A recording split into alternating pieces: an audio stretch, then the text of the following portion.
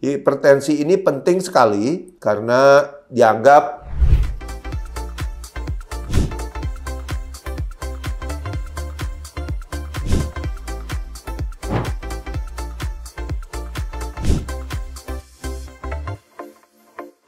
lingkar tangan dewasa itu dikatakan di luar sih ya, ada datanya. Itu 13 inch. Kalau wanita 12 inch. Jadi rata-rata yang medium tuh bisa lah. Tapi yang medium ini atau yang besar pun, yang lebih panjang, itu tentu tidak bisa kalau mau mengukur tensinya The Rock misalnya. Kan beda ini besarnya. Ya. Kenapa? Karena kalau cuff-nya itu terlalu kecil, ya, itu tekanan darahnya cenderung jadi naik. Sedangkan kalau cuff-nya itu terlalu besar, itu tekanan darahnya malah turun. Jadi hasilnya tidak reliable, tidak bisa dipercaya. Dan ada satu lagi, kalau pakai cuff-nya itu harus diangkat tangan ini. Jadi harus pada bare skin katanya. Di atas kulit telanjang gini lah. Nggak boleh di atas baju. Karena kalau baju itu kadang-kadang berlipat. Ya, jadi waktu ditekan begini, itu tekanannya tidak rata. Itu akan berpengaruh kepada blood pressure reading. Jadi intinya tidak boleh di atas baju. Itu sering sekali dilakukan oleh banyak pihak. Ya, kadang-kadang juga di rumah sakit saya juga gitu. Yang ketujuh, nah ini. Jadi itu jenis alatnya. Jadi kita lihat yang paling baik itu pada upper arm-nya. Jadi di lengan atas. Karena ada yang pakai di sini. Ya, ada yang pakai di sini langsung lihat. Kelihatannya simple gitu. Tapi malah hasilnya tidak reliable. Karena ini sangat lebih dipengaruhi oleh posisi.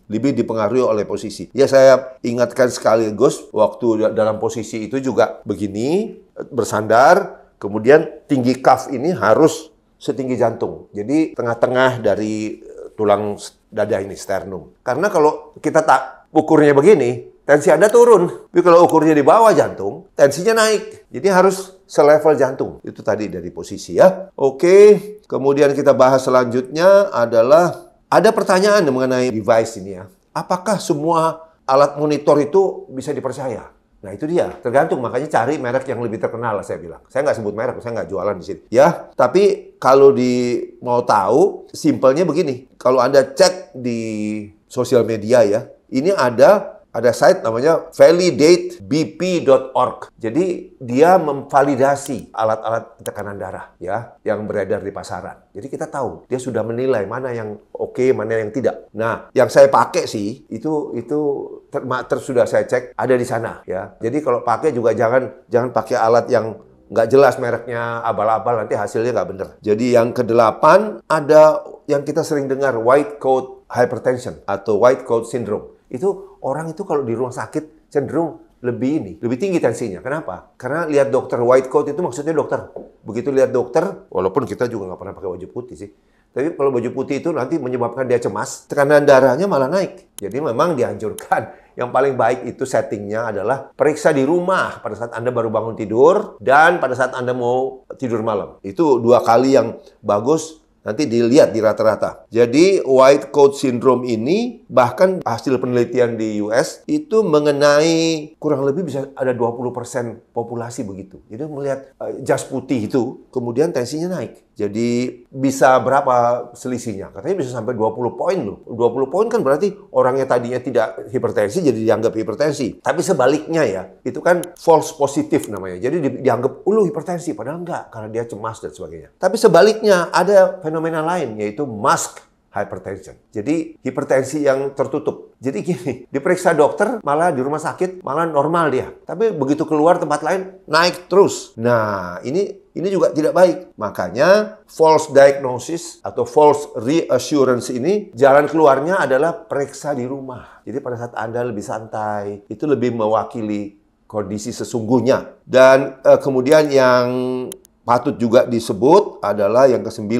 Kapan sih cek darah yang terbaik itu, tekanan darah? Ya kan saya sudah sebut tadi, pagi atau malam sebelum tidur ya. Dan karena kita tahu tidur, aktivitas, stres, hidrasi itu berpengaruh kepada tekanan darah ya. Bisa naik. Kalau kadang-kadang tekanan darah kita naik, itu sebenarnya tidak bisa dibilang langsung diotomatis didiagnosa darah tinggi. Tidak. Karena bisa saja itu hanya sesaat, ya. Mungkin malamnya atau besoknya dicek udah baik lagi. Jadi maksud saya jangan hanya sekali periksa terus kemudian langsung bilang darah tinggi minum obat. Jangan. Nanti Anda minum obat yang tidak perlu sebenarnya. Jadi yang perlu dijaga adalah chronic elevated. Jadi naik terus dia. Jadi makanya yang baik itu adalah begini. Periksa pagi, periksa malam, terus 1 minggu di rata-rata.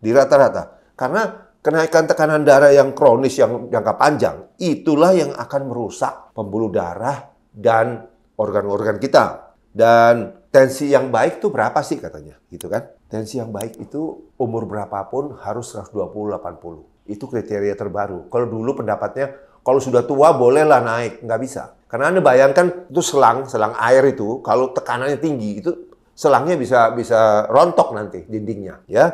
Demikian juga dengan pembuluh darah kita. Jadi 120/80. Nah, kapan kita bilang hipertensi? Kalau di atas 130. Itu hipertensi 130-140 kan hipertensi stage 1, baru derajat 1 lah. Kalau masih antara 120-130 itu cuma dibilang elevated, belum dianggap sebagai hipertensi karena mungkin kenaikannya hanya pengaruh aktivitas, karena stres dan karena hal-hal lain, ya. Jadi hipertensi ini penting sekali karena dianggap silent killer.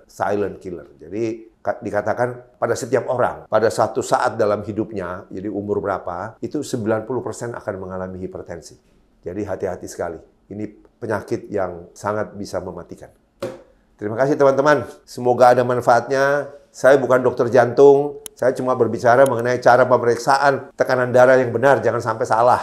Jangan sampai Anda kemudian dicap jadi darah tinggi, kemudian sudah harus minum obat padahal tidak perlu. Demikian, semoga ada manfaatnya. Dr. Henry Suhendra, stay fit and strong.